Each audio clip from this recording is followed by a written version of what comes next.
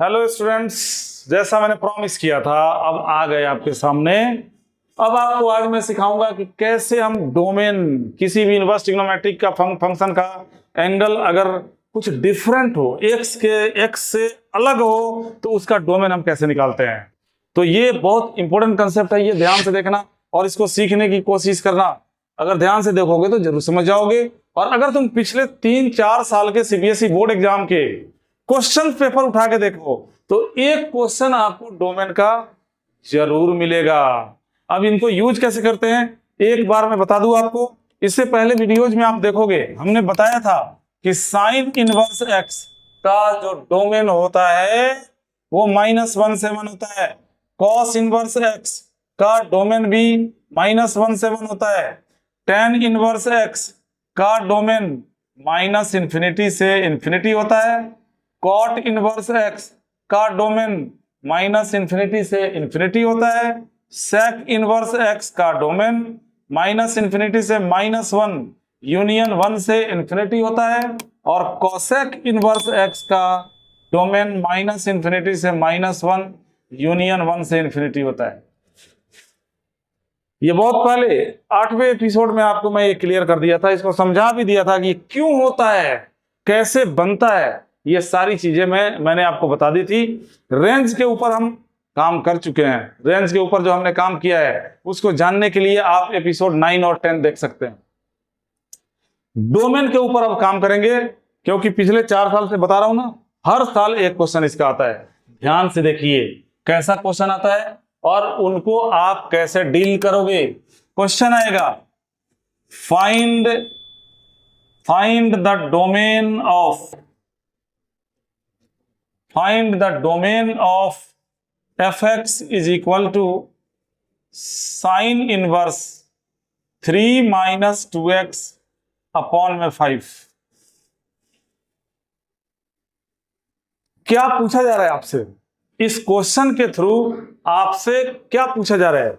आपसे यह पूछा जा रहा है, ध्यान से सुनना, कि x की जगह पे आप ऐसे कौन से रियल नंबर्स डालोगे ताकि ये कंप्लीट एंगल जो है -1 से 1 के बीच में रहे।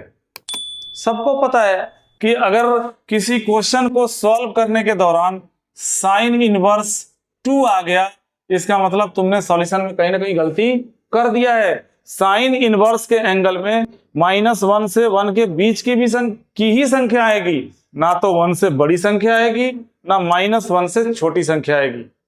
अगली बात समझ में है? अब यहां देखो इसका डोमेन कैसे निकालोगे, कैसे लिखने का तरीका देखो।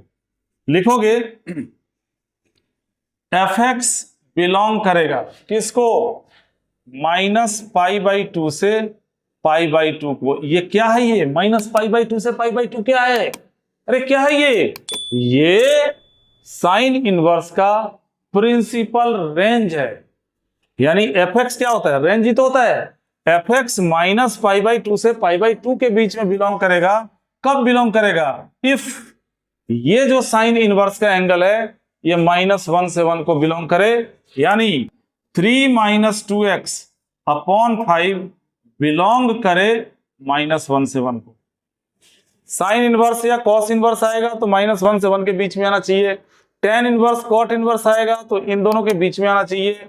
सेक इनवर्स कॉसेक इनवर्स आएगा तो या तो -1 से कम होना चाहिए या 1 से ज्यादा होना चाहिए। तो अक्सर क्वेश्चन साइन कॉस या सेक कॉसेक का ही आता है। अब देखो इसका मतलब क्या हुआ? क्या मतलब हुआ? क्लोज इंटरवल भी है, यानी ये जो चीज दिया हुआ है 3 - 2x अपॉन 5 ये -1 से 1 के बीच में है। इसको कैसे लिखोगे? -1 less than is equal to 3 - 2x upon 5 less than is equal to 1। ये लीनियर इनइक्वालिटी का कोई केस बन गया, आराम से सॉल्व कर सकते हो। आप लोग 12th क्लास में हो और 11th क्लास में देखोगे जो आपका चैप्टर 5 है लीनियर इनइक्वालिटी, उसके मिसलेनियस में शुरू के 10 क्वेश्चंस बिल्कुल ऐसे ही है। क्या करना है? x का पता लगाना है क्योंकि x ही डोमेन होता है। x जो कुछ होगा वही तुम्हारा डोमेन होगा। अब x का अगर पता लगाना है तो सबसे पहले 5 को हटाना पड़ेगा। 5 कैसे हटेगा? तीनों में 5 से मल्टीप्लाई कर दो। इसको 5 से मल्टीप्लाई करोगे -5, इसे 5 से मल्टीप्लाई करोगे 3 माइनस 2x, यहां 5 से मल्टीप्लाई करोगे 5 हो गया। x निकालना है, अब 3 को हटाओ यहां से, सब में से 3 माइनस कर दो, इसमें 3 माइनस करोगे -8, यहां 3 माइनस करोगे माइनस का 2x, यहां 3 माइनस करोगे ये हो जाएगा 2। अब क्या करना है, आपको बताया गया है कि लीनियर इनइक्वालिटी में नेगेटिव किसी भी नंबर से हम डिवाइड नहीं कर सकते। जैसे x का कोफिशिएंट अगर नेगेटिव है तो सबसे पहले ये माइनस साइन हटाना पड़ेगा, और माइनस साइन हटाने के लिए आप क्या करोगे, -1 से तीनों पार्ट में मल्टीप्लाई करोगे। और जब भी लीनियर इनइक्वालिटी में हम -1 से मल्टीप्लाई करते हैं, ये बीच का साइन बदल जाता है, चेंज हो जाता है। लेस देन होगा तो ग्रेटर देन हो जाएगा, ग्रेटर देन होगा तो लेस देन हो जाएगा।